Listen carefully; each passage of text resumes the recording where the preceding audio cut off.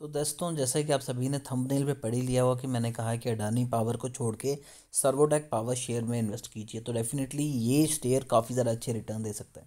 कुछ मेजर चीज़ों के ऊपर डिस्कस करेंगे, उसके बाद आप खुद डिसाइड कर लेंगे कि क्यों यहाँ पर इन्वेस्टमेंट करनी चाहिए।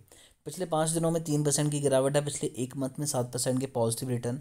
6 मंथ की बात करें तो 7% के नेगेटिव रिटर्न है। पिछले एक साल में 315% के पॉजिटिव रिटर्न और मैक्स चार्ट आप सभी के सामने है। तो स्टॉक ने तकरीबन तकरीबन 1.5-2 साल में आपको 17-18% से ज़्यादा रिटर्न दिए हैं।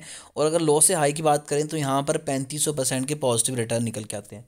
छोटी कंपनी है फिर भी आपको डिविडेंड दे रही है और कंपनी का पीई से 97 है, तो हल्का सा स्टॉक जो है वो ओवरबॉट जोन में जा चुका है। कंपनी के रिजल्ट इतने ज़्यादा अच्छे निकल के आ रहे हैं कि आप खुद सोचेंगे कि यहाँ पर इन्वेस्टमेंट क्यों नहीं करनी चाहिए। छोटी कंपनी है तो स्कोप भी ज़्यादा है। 1690 करोड़ के अराउंड कंपनी की मार्केट कैप है, बुक वैल्यू 4 की है।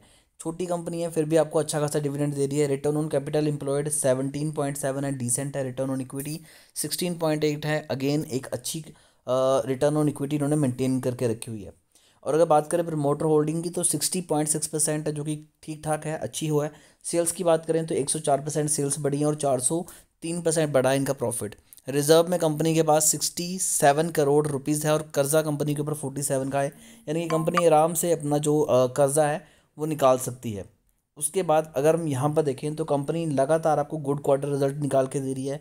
कंपनी की अगर प्रॉफिट ग्रोथ की बात करें तो पिछले 5 सालों का CAGR 21.8 है, जो कि काफ़ी ज़्यादा अच्छा निकल के आता है। कंपनी की अगर मीडियम सेल की बात करें तो वो भी ग्रोथ है 29.9% पिछले 10 सालों की। तो डेफिनेटली ये भी एक अच्छा साइन है। जो एक इशू निकल के आता है जो मुझे पर्सनली लगा कि पिछले 3 सालों में प्रमोटर ने अपनी 10% की होल्डिंग कम की है।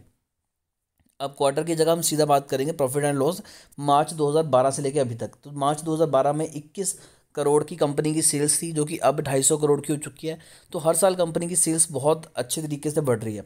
अब यहाँ पर बात करें नेट प्रॉफिट को तो पहले 1 करोड़ के अराउंड था, वह समथिंग लैख में था, 0-0 चल रहा था। अब कंपनी का जो प्रॉफिट है वो 11 से 16 करोड़ के अराउंड निकल के आता है।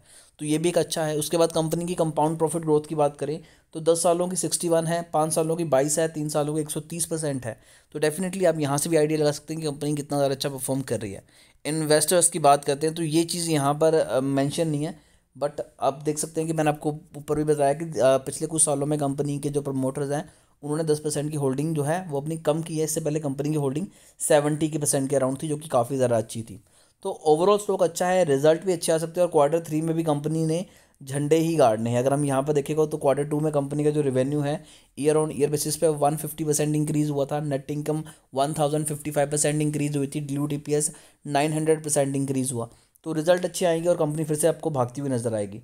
फिर भी शेयर को लेके अगर आपकी कोई भी क्वेरी है, अगर आप चाहते हैं कि इनके रिजल्ट आपको सबसे पहले दिखाई दे, तो अभी चैनल को सब्सक्राइब कर लीजिए अगर आपने नहीं किया। और अगर आपने किया हुआ है तो बेल आइकन ज़रूर दबाइए ताकि कोई भी इंपॉर्टेंट अपडेट आपसे मिस ना हो।